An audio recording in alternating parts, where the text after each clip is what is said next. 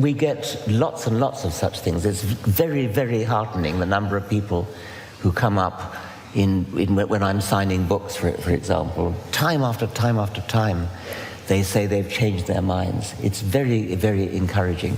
One more encouraging thing, let me tell you. There is no legal Arabic translation of the God delusion, but there is an illegal Arabic translation of the God delusion, which can be downloaded as a PDF. And it has been downloaded 10 million times.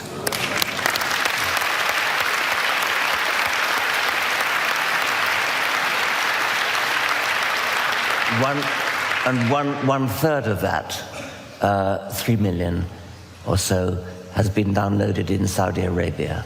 And a question for Dr. Shook, actually a combination of two questions which are very similar. How do you, or how does the atheist in general, explain modern-day miracles such as, and these are the ones that are listed, the miracle of Fatima, blind eyes seeing, and deaf ears hearing? Well, I've heard of all of those three things. I cannot possibly claim any expertise on these sorts of phenomena. Down in Texas, I read in the papers over the past few weeks, dozens of eyewitnesses have testified to UFOs, including one of the local police authorities. Well, what do we do with this? Now, naturalism uses a combination of experience, reason, and science to try to decide what is real. Experience alone, personal testimony, should not be trusted without corroboration, checking against what we know to be reasonably true and whether science can provide some alternative explanations. Scientists have been very busily providing naturalistic explanations for a wide variety of types of things, including personal hallucinations, personal insanities and delusions, malfunctioning of the brain, even such things as mass hallucinations, crowd deliriums, sociological phenomenon, like all of a sudden many people coming up with the same story nearly simultaneously. But scientists have been able to offer, if not proven demonstrably, reasonable explanations on purely naturalistic grounds for these phenomena, but there, of course, remains much work to be done. When you have cumulative efforts on the part of scientists to be able to explain so many of these alleged mysteries, the naturalist gains confidence that new mysteries will eventually also be explained by solely naturalistic hypotheses. I would also point out that, naturally enough, pun intended, religious believers love and admire mysteries and miracles that pertain to their own faith and are not particularly impressed by the claims of other religions, rival religions, that make similar claims of special miracles that support their rival religious views. There's a clear asymmetry, a clear hypocrisy there.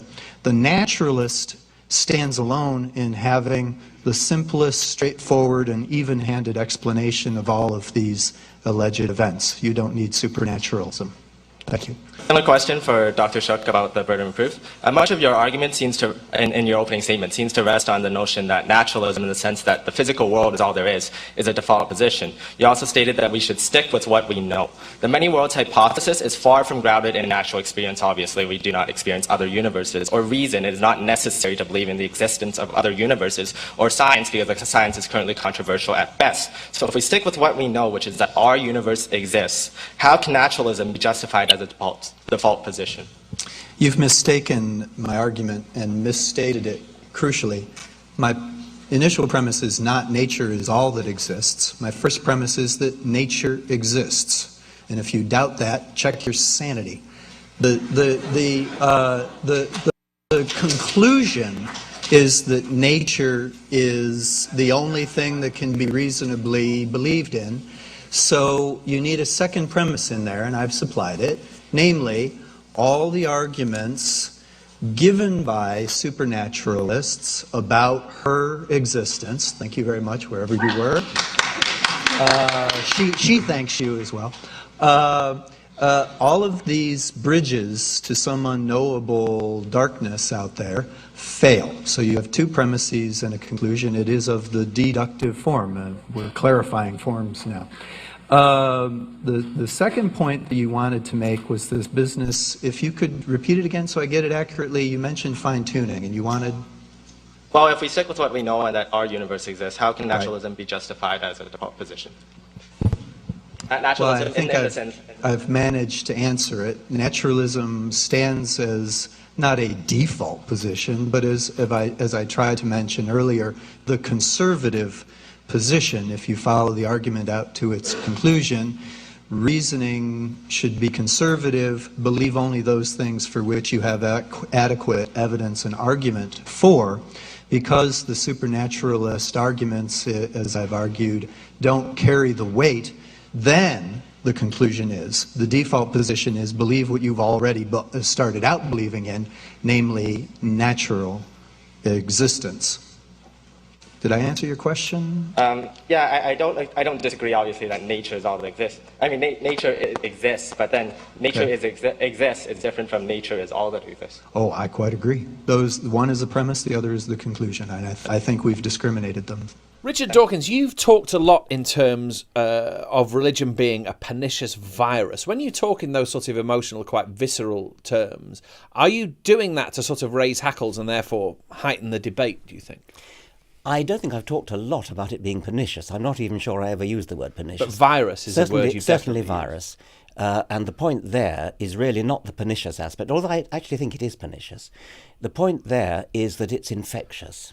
It's something that grips the mind in the same way as a conventional virus, grips the body, in that it takes control, and it does so the better to propagate itself. But in choosing words like that, or on occasion I've read that you've said you despise organised religion, or religious belief actually, they're very emotive terms for someone from an academic background. Are you doing that because you feel it's in the interests of the cause that you're pursuing, that debate is quite highly charged? I wonder if they're as emotive as you think they are.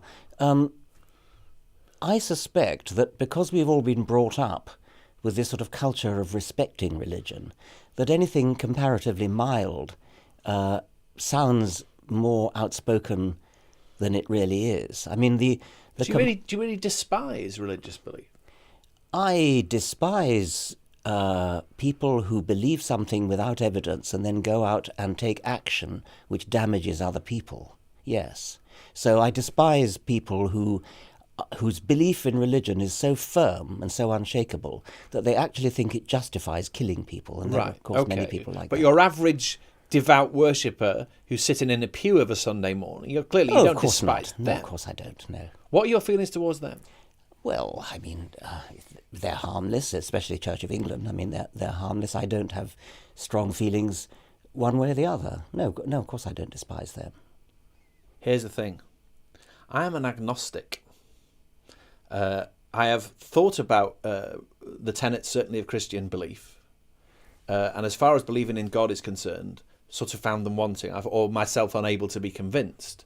But I still think that I can't possibly know whether God exists or not anymore. I mean, am I being sort of, what's the word? Weak-willed, guilty of not having the courage of my convictions? No, I mean, I'm an agnostic too in that sense. In the God Delusion, I made a 7-point scale. 1 was total conviction that there is a God, and 7 is total conviction that there isn't. And I put myself as a 6. Okay, so that's kind of agnostic, but veering towards atheist. And I would be a 6 with respect to fairies and pixies and werewolves and things like that. But there are people who will say, because they're agnostic, that puts them absolutely right in the middle. The probability of there being a God and there not being a God is exactly 50-50. And that, I think, is the wrong sort of agnostic to be, because I think you can sort of put a probability figure on it. You can say, well, I think a God is very unlikely, but I can't actually disprove it. So I'm not a 7. I'm a 6.5 or something like that. And that's where I would put myself. What about the fact that religion, in terms of its institutional influence, persists? How much does that Well, irritate you? Or it's weird exercise you? that those countries that have sort of the trappings of theocracy remaining, like Britain, because we have bishops in the House of Lords, and we have lots and lots of faith schools, and we have the Queen is the head of the Church of England. It's an odd thing that those countries, like Britain, like the Scandinavian countries, which have an established church, seem to be the least religious. And a country like America, which has written into its constitution the separation between church and state, a wall of separation, as Jefferson called it, is one of the most religious countries, the most religious country in the Western world. So there's an odd negative correlation with what you might naively expect. How do you explain that, do you think? Well, various explanations have been offered. I mean, one explanation is that in a country like Britain, where religion is part of the establishment, it's become sort of boring. Whereas in America, where there's the wall of separation, religion has become free enterprise. And so you have mega churches with their own television stations, their own creches to look after the children, their own gyms.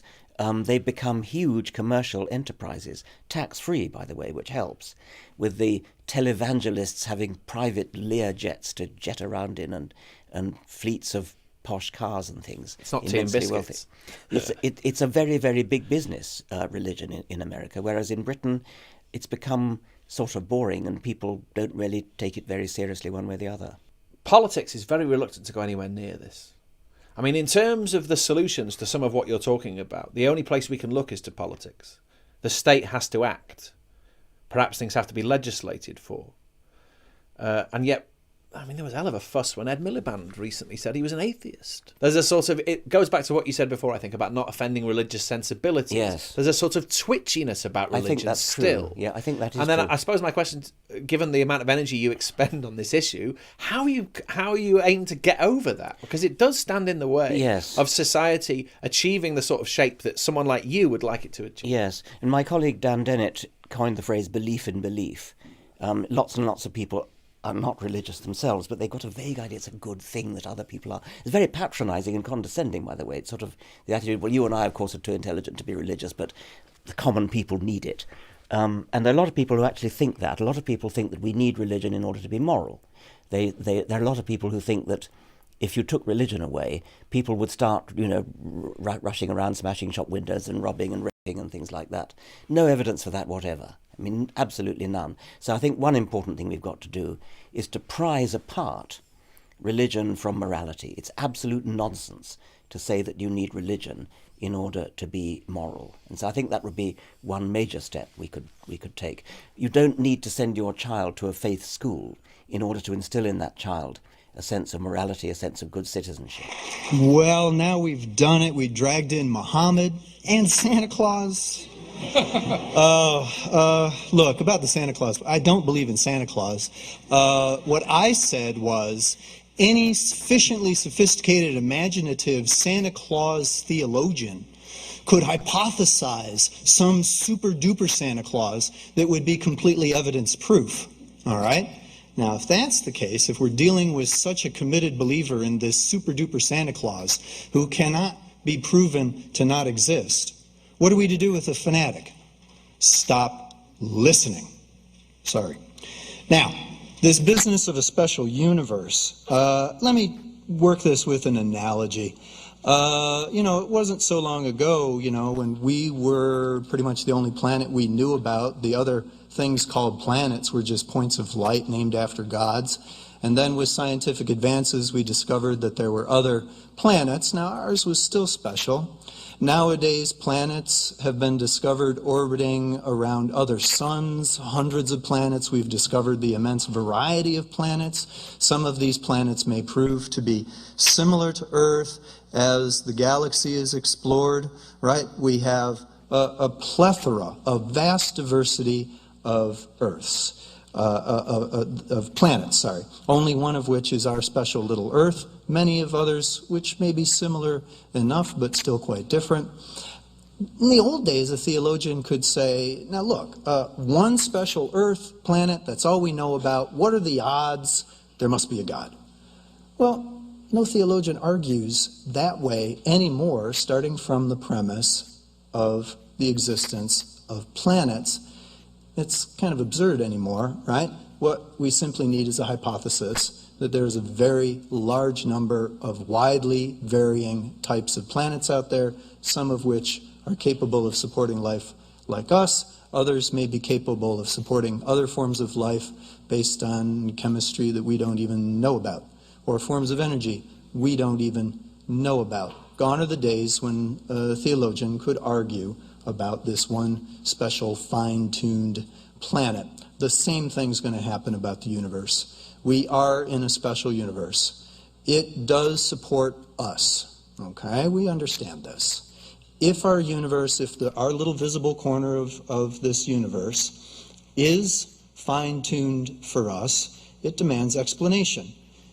The same thing is going to happen in all likelihood, perhaps within your lifetimes, about universes. Scientists already know right now that there must be far more universe after the Big Bang than is currently visible. Our little visible corner of the universe with our laws that we know about must in fact be an infinitesimal portion of the much larger invisible universe that resulted from the Big Bang. It's invisible to us because it expanded in opposite far directions so fast, according to the inflationary models mentioned earlier, that light from those portions of the universe can never reach us. It will always be dark.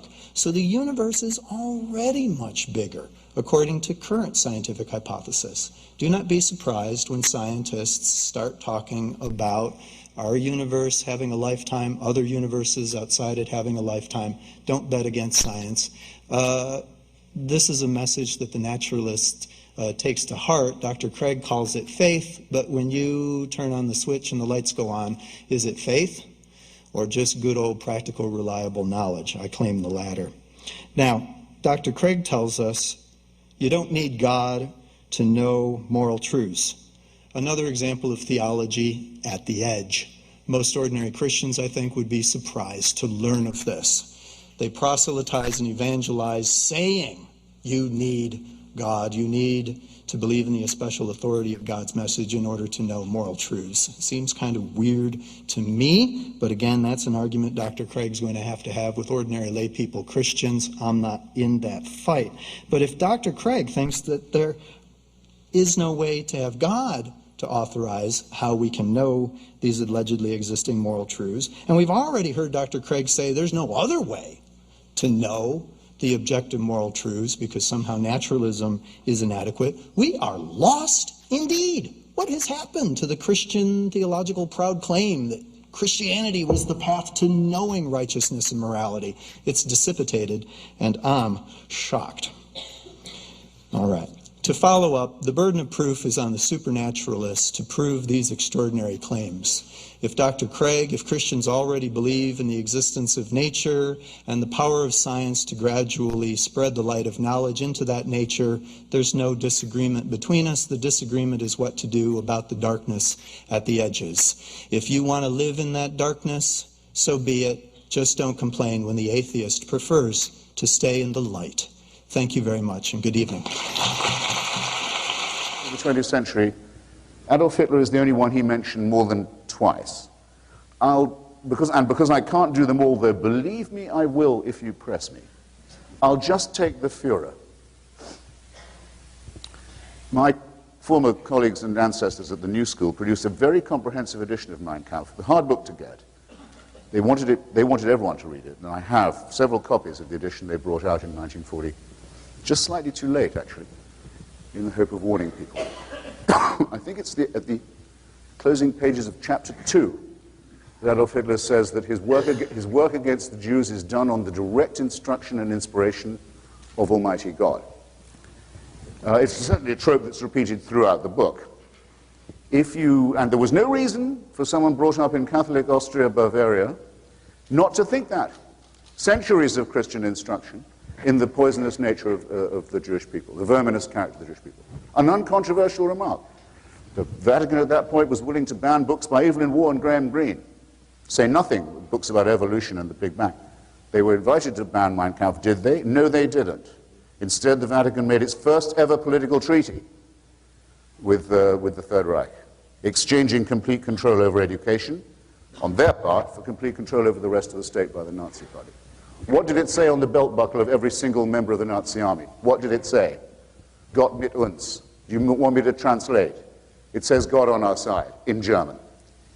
If you took your oath to the Führer, how did it have to begin? I swear in the name of Almighty God, my undying fealty to Adolf Hitler. Shmuley, I won't take it from you. I'm sorry. I don't want to spoil a relatively friendly evening either. Don't you dare bring this up again. I can take a lot.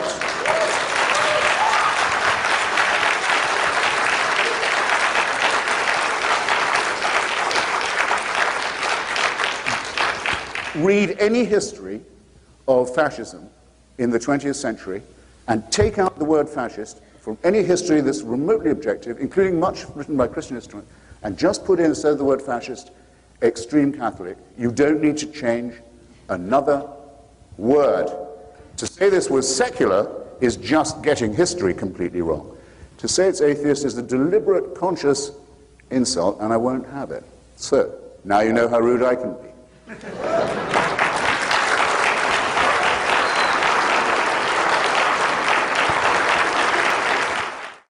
I would ask Dinesh to point out to us where and when did Stalin ever kill in the name of atheism. Stalin was seminary educated, by the way. In fact, he tolerated the church. He was more concerned about the political implications of the church. His atheism was more of a political thing than philosophical. And yet, Christians like Hitler was a Christian. He was a member of the church. And Dinesh is flat out wrong to include the Nazi regime along with atheism. That's just a flat out lie and misrepresentation of history. They wore Gott mit uns on their belt buckles. They were Lutherans and they were Catholics and they were members of the church. They were not an atheistic regime. They were pro-Christian. In fact, Hitler even said, the work that Jesus started in exterminating the Jews, Hitler, I'm going to finish that. He was on a religious crusade. He was a horrible Christian, just like Stalin was a horrible atheist. The atrocities committed by human beings are not because of their religious views, it's because some human beings on this end of the bell curve are moral monsters. Stalin was a horrible person. And it is a disservice to atheists to try to lump us with somebody like Hitler. That's in Mein Kampf, I think it is, yeah. No, it isn't. Where is it then? I remember him saying well, I'll that. tell you where it is, and it's actually not what you said. In the 1930s, Hitler was trying to win the support of the churches. Wait a minute, you're asking me a question. But you didn't know the answer. But I know that he said that.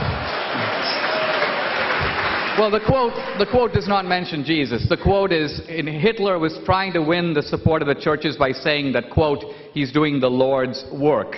He didn't mention Jesus, and what he meant by this is he had invented a Nazi Christ who, instead of being crucified by the Jews, was a great Jew killer. Not a Christ recognizable to any Christian, and no German churches bought it. So all I'm saying is it seems to be a quote ridiculously stripped from its context. Okay, but let me move on. Let me answer it by saying that I think you're wrong. I read a quote where Hitler mentioned Jesus and the work of Jesus, and if it's not in Mein Kampf, I would challenge you publicly on that. There is a quote, perhaps not where I remember it was, but I didn't come prepared to talk about Hitler. You raised Hitler tonight, so I don't have my notes for that.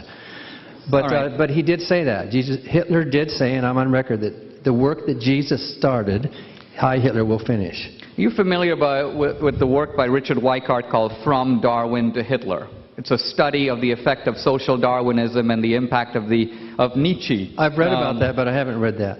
Okay. Well, you might want to widen your circle of knowledge here, because Hitler was greatly influenced by social Darwinism. In fact, the survival of the fittest is a phrase that appears repeatedly in Mein Kampf and all of Hitler's writings. Can I ask you a question now? Certainly. Was Hitler an atheist? Yes. When I say he was... No, I'll defend it.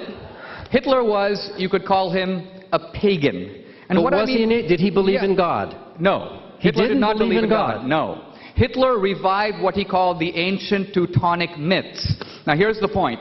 In ancient Germany, just as in ancient Greece, people believed that Apollo and Poseidon were real. They believed that there was a Mount Olympus where these gods lived. But it is a complete idiocy to believe that people in the 20th century, including Adolf Hitler, believed in those gods in the same way that the ancient Norsemen or Germans did. For Hitler, these were pagan ideas that were emotionally powerful that he used against Christianity. So, the truth of it is, yes, he was not a theist in any ordinary sense of the term. But the Nazis had God as with it. What did that word God mean? They were Catholics and they were Lutherans, and Hitler was a member of the Catholic Church. Hitler was not a member of the Catholic Church. He was. Adolf Hitler, was a Roman Catholic. He was baptized, he never renounced his baptism. The figure of 5 million British Catholics is presumably obtained from baptismal figures. I don't believe a word of it. I don't believe there are 5 or 6 million British Catholics. There may be 5 or 6 million who have been baptized, but if the Church wants to claim them as Catholics, then they have to claim Hitler as a Catholic.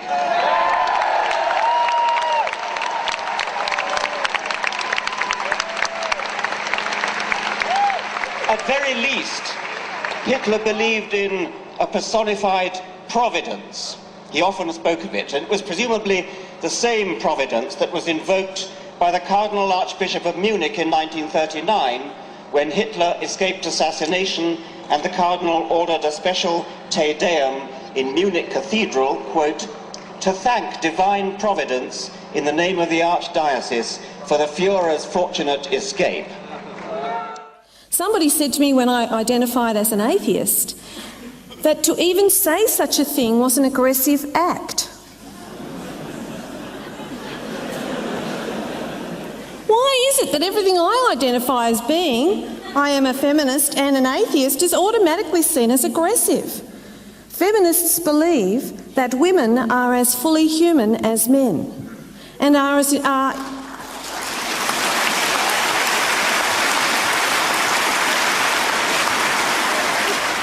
And quite frankly, anyone who doesn't believe that is not just an idiot,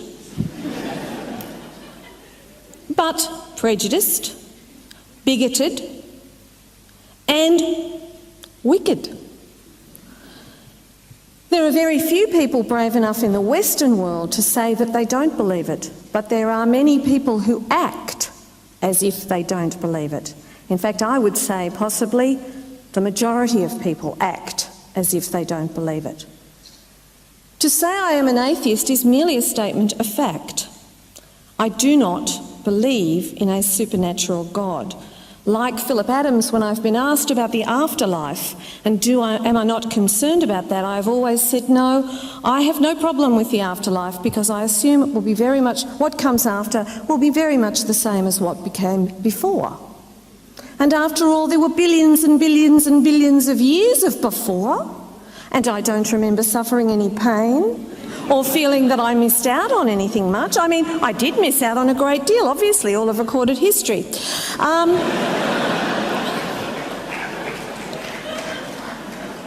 But I can't say it worried me terribly at the time. So I'm happy once I've had my little moment on this stage, and I mean this stage, and I mean the larger Shakespearean stage and all the men and women merely players, to shuffle off into my grave. My mother wants a cardboard coffin now, so maybe it'll be a cardboard coffin or cremated or whatever the latest climate-friendly way of disposing of one's remains may be. When it comes my time to go, I'm happy to just go. I can't imagine anything worse than going on forever and ever and ever and ever.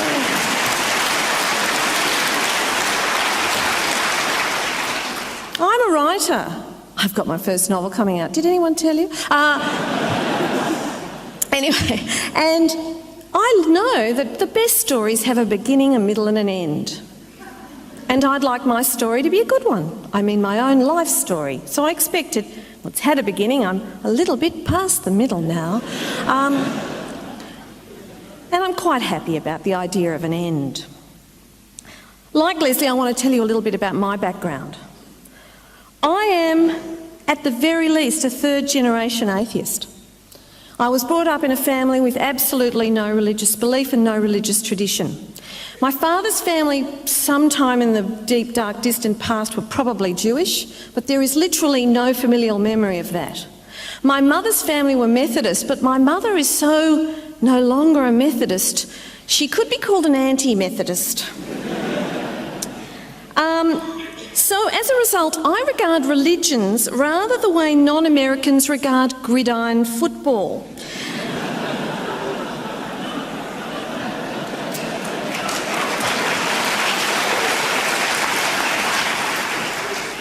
I am well aware that it raises enormous excitement and passion amongst its followers, but for the life of me, I can't see why.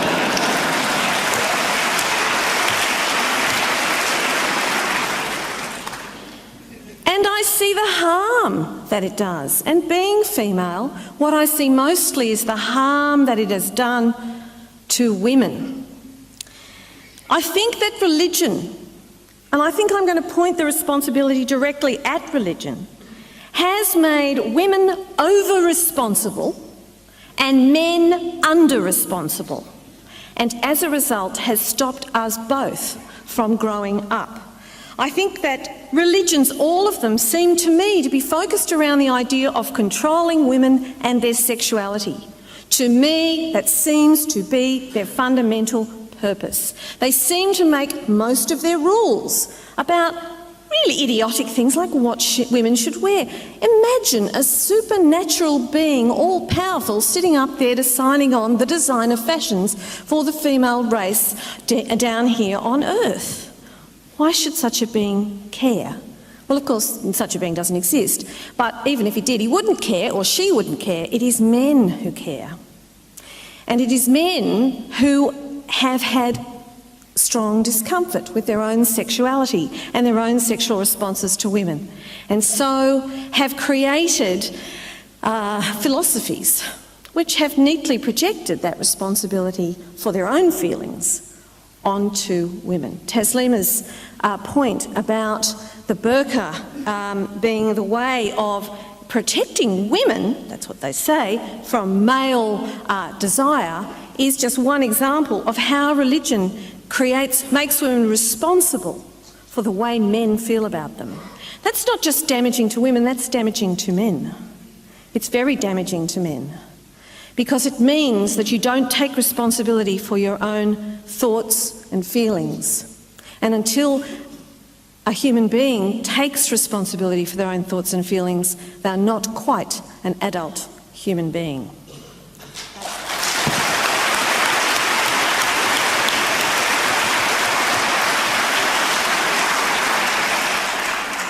I would suggest to you that for a lot of women anyway, feminism leads to atheism more often than atheism leads to feminism.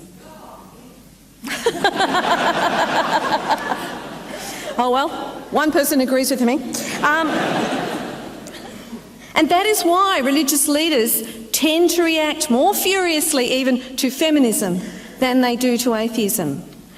Much as they may decry Richard Dawkins, they don't apply the same level of scorn and vitriol to him as they do to women like Germaine Greer.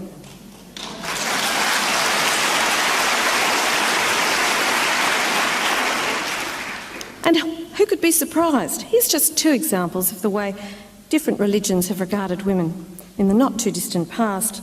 There was a debate in the Church of England in the 19th century, a serious theological debate about women, whether women could be considered to have souls. Well, of course, the wrong side won because they decided we did. What they didn't realise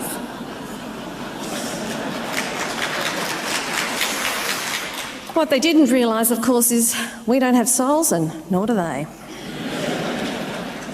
The other, my favourite, and I'll finish with this, my favourite is when an imam was asked, well, because we have this new phenomenon of female suicide bombers, what happens, what heaven does a female suicide bomber go to? Because a male gets the 72 virgins, but what's her reward? And he said, well, if she's married, she gets the best of her husbands. And they said, yes, but most of the female suicide bombers so far have not been married. This created a great theological problem, but he came up with a solution. Because they're going to the Garden of Paradise, yes, they get to tend the garden.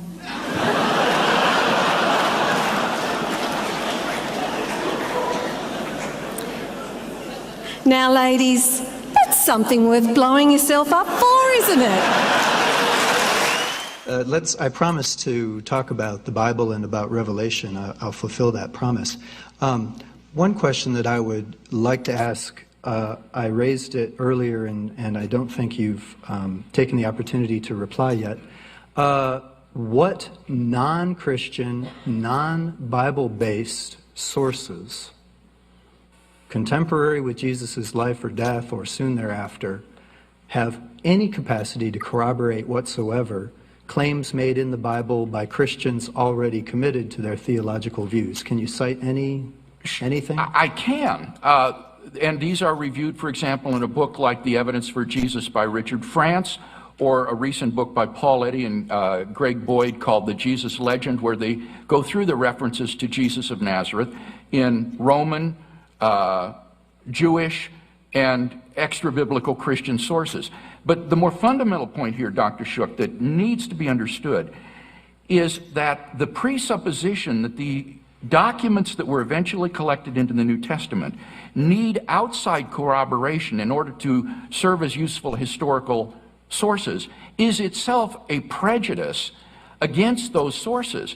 And what modern historians working with these documents have discovered is that there is very, very good reason to trust these biblical narratives as historical sources. So that it's not a matter of looking to outside corroboration.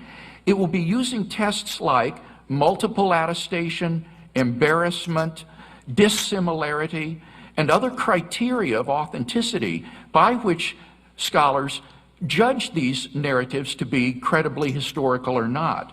So the whole approach you've suggested is prejudicial and assumes that these documents have no historical value unless and until they're corroborated by outside sources, and that's simply a mistaken presupposition. Nevertheless, it is the presupposition of academic historians who aren't already pre-committed to proving Christianity at whatever that's cost. not at all true. Let me make one last point. By your standards of historical credulity, Islamic scholars of the Quran therefore must be believed when they claim that an angel visited Muhammad and delivered the Quran. For you see, Islamic scholars of the Quran all agree. Oh, they all agree. You see, by your standards, the atheist now must accept not your religion, but 100. So I'm going to start with some comments, and then I'd like to have an interaction with you for as long as we want to go on. First, it's a thrill to be here. This is a very important organization. When I think of some of the awards I've gotten, my favorite one is one that I got a few years ago called the Emperor Has No Clothes Award, given for people who try to expose some of the myths surrounding religion. But I really am not going to be speaking about that here today. I don't want to be confused with some of your other speakers. I am not Hitchens, I'm not Dawkins, and I'm not Harris. I admire their writings, but I find the debate about the existence of God a little bit tiresome in many ways, and impossible of resolution. Maybe it's because I come from an Orthodox Jewish background, and I went to yeshiva for 12 years, and I got all these phony arguments from my rabbis about the existence of God, that I don't find it interesting to involve myself or listen to the debates between science and religion. I do regard them as separate magisteria, to quote my dear friend and former colleague, Stephen Jay Gould. Each sometimes tries to overlap with the other and tries to improperly seek a place in the other magisteria. But I'm not here to attack or condemn religion. Maybe it's because I grew up in a religious environment, and my mother is 94 years old, still takes very seriously her religion, and many of my friends do. I don't think necessarily I'm smarter than they are, or I have all the right answers. I come to my own answers, but they're my own answers. And I don't seek to proselytize people toward my secularism, just as I really don't want people to start proselytizing me toward their religious views. And what I also don't like is the debate tends to often trivialize the arguments of the other side and misrepresent the arguments of the other side. You all know the play Inherit the Wind. It was the first play I ever saw on Broadway with Paul Muni.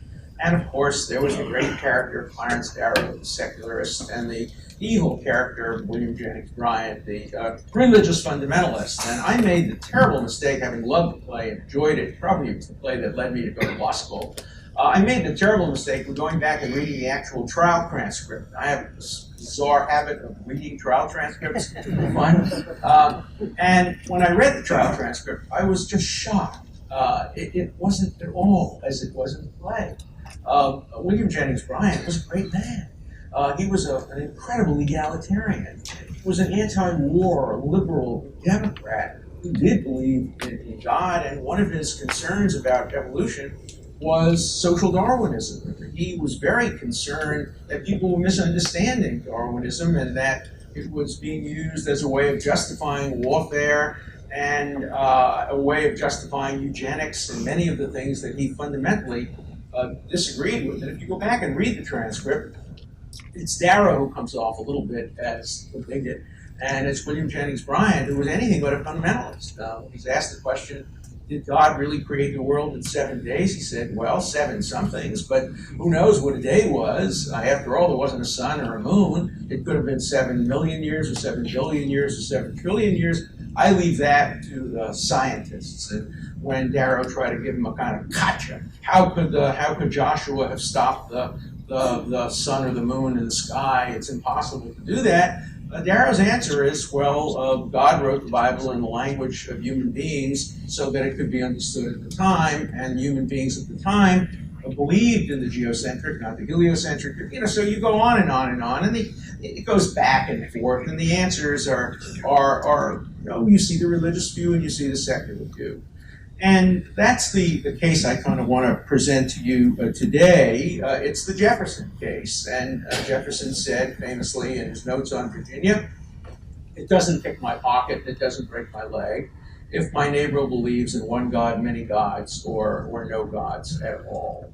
And I think it's that approach to tolerance and the approach to keeping religion a private matter that has, I think, a much greater constitutional legacy and historical legacy in America than any attempt to create a kind of antagonism toward religion and a claim or a sense that we're right and they're wrong. Because if we are given the platform to prove we're right and they're wrong, then someday they will be given the platform to prove that they're right and we're wrong. And I don't think there's anybody here who should be in a position of wanting to do to religion what religion over so many centuries has tried to do to secularism. And that is delegitimate it, marginalize it, even ban it or condemn its practitioners.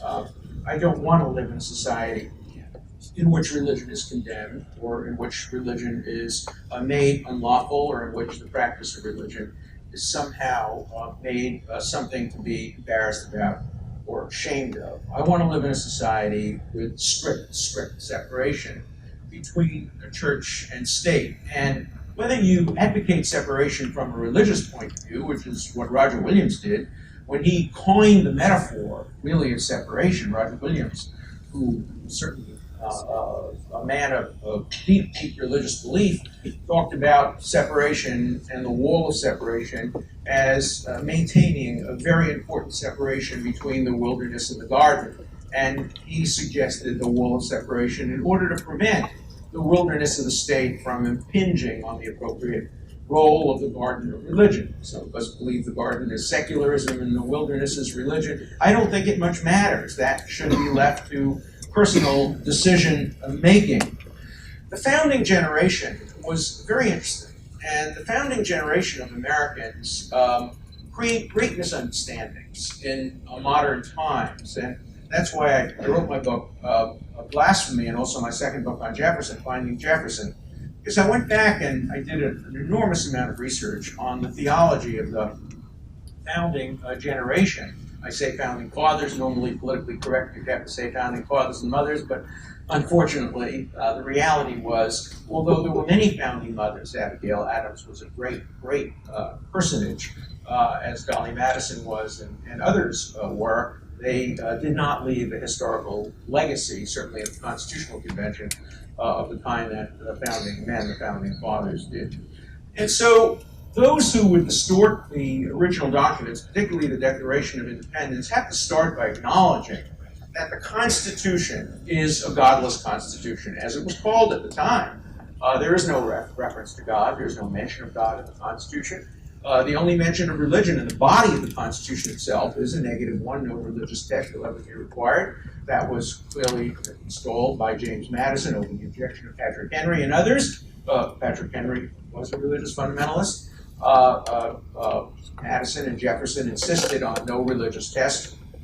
You'll recall that when Jefferson died, remarkably, and some people think this is clearly a sign that Providence had something to do with our founding fathers. Jefferson and Adams both died on the 50th anniversary of the Declaration of Independence. And Jefferson and Adams were both deists.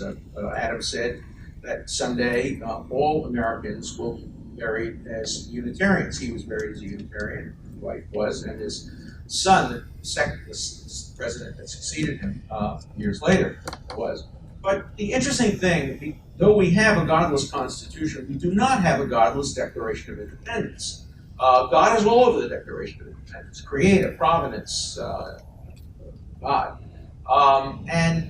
Plainly, the Declaration of Independence had to invoke some kind of higher order, because you couldn't invoke the law.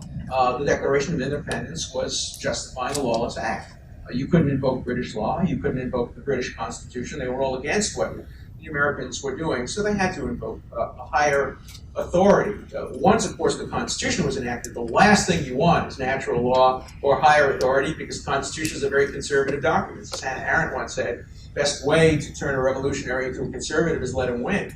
And then, immediately they will become conservatives. The Constitution is an extraordinarily conservative document. No mention of natural law, no mention of natural rights, some vague reference to reserved rights in the 9th and 10th Amendments. That's a whole story that deserves much more attention than it's been getting. But the Declaration is full of God.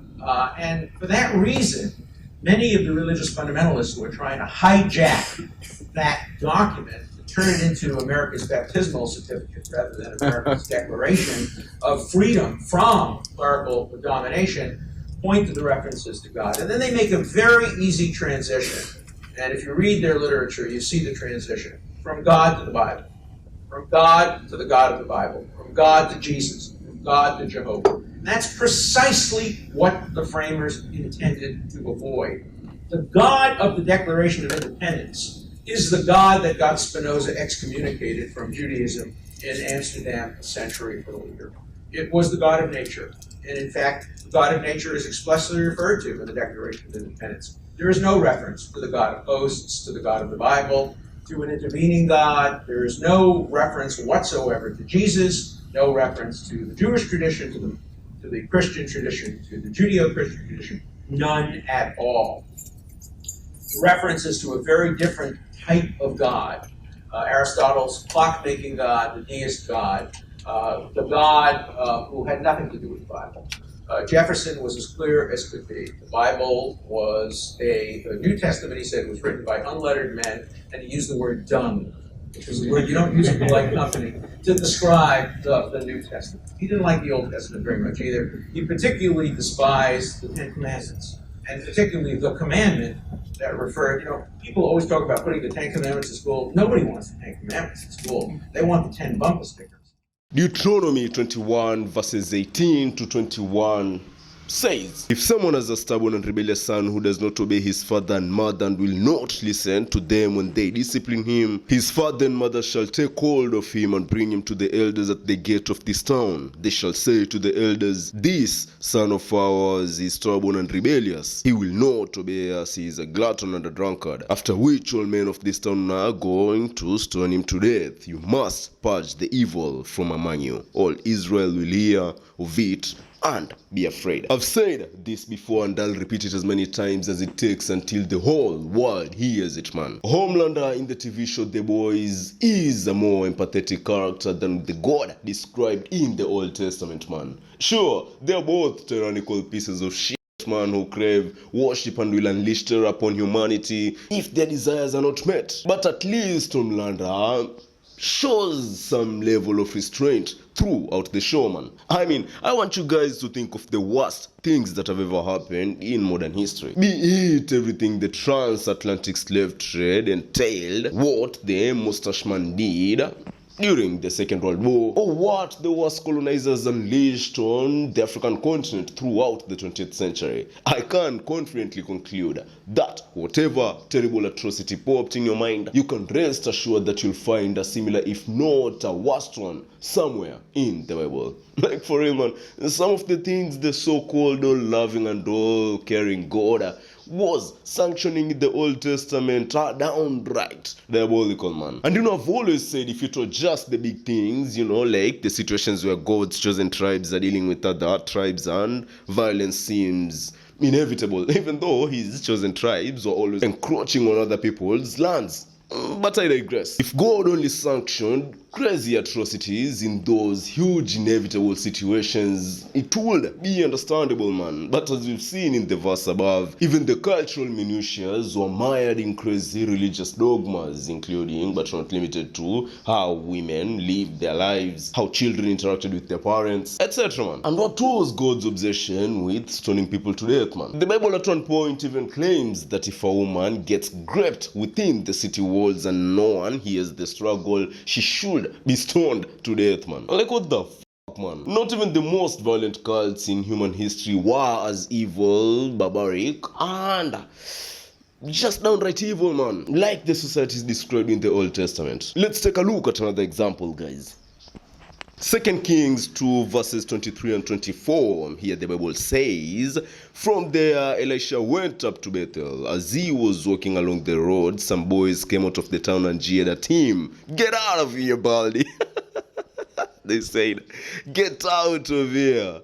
He turned around, looked at them, and called down a curse on them in the name of the Lord. Then 2 bears came out of the woods and mauled 42 of the boys. Isn't that easily the most disproportionate punishment we've ever come across, man? If a sci-fi TV show started up and the first scene we see is of children making fun of some bald guy, and in response the bald guy uses his powers to summon 2 bears that maul the entire group of kids to death, man, we would instantly assume that dude was the ultimate villain on the show, and 99% of the time we usually would be right. But in the Bible, man, grotesquely excessive responses to minor crimes are the order of the day, and still Christians expect us to believe that the God they believe in is the epitome of divine mercy and justice. Actually, the only counter-argument I've heard from Christian apologists in defense of this verse is that it was simply symbolism, that it only represented the consequence of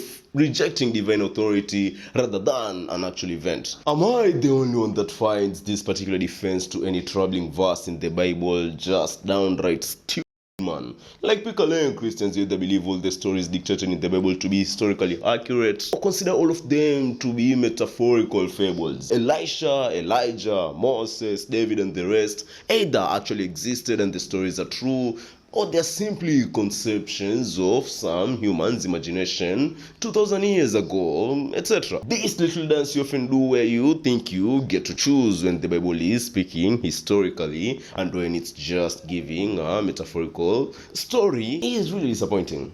But actually, you know what, to be entirely honest, it makes me happy that we are at a point in history where believers have no choice but to devalue the historical relevance of some of the verses in the Bible which are downright immoral and atrocious. It implies that step by step society really is breaking free from the millennia-old chokehold that religion has had on it. So let's keep up the good fight, ladies and gentlemen. By the way, guys, these sections that I usually do at the end of these compilation videos are really important to me, and I hope they are to you guys as well. We all understand the harm religion has done to human societies throughout history.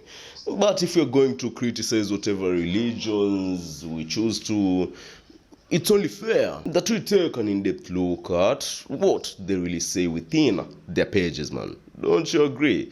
That's what these overviews on the worst verses from the Bible does for me, and I hope it does the same to you. They teach us as much as possible about the illusions the Bible is packed with, while simultaneously giving us a window into the psyche of the fundamental believers. We realize that the fundamental believers, they're not misrepresenting their books. If anything, they're not inspired enough by their text, man. Because if anyone pulled off what the kings and prophets of the Bible did back in those days, we'd seriously bury them in the deepest depths of the universe and throw away the kings. So, you know, guys, man, without further ado, I really hope you've enjoyed the rundown as much as I did creating it. If you'd like to see me feature specific people in future videos, kindly let me know in the comment section below, and I'll get to it. Also, kindly remember to smash the like button and subscribe so these videos can reach even more people. And thank you guys for the continued support. Stay safe, and I'll see you all on Monday with a new video, man. Peace.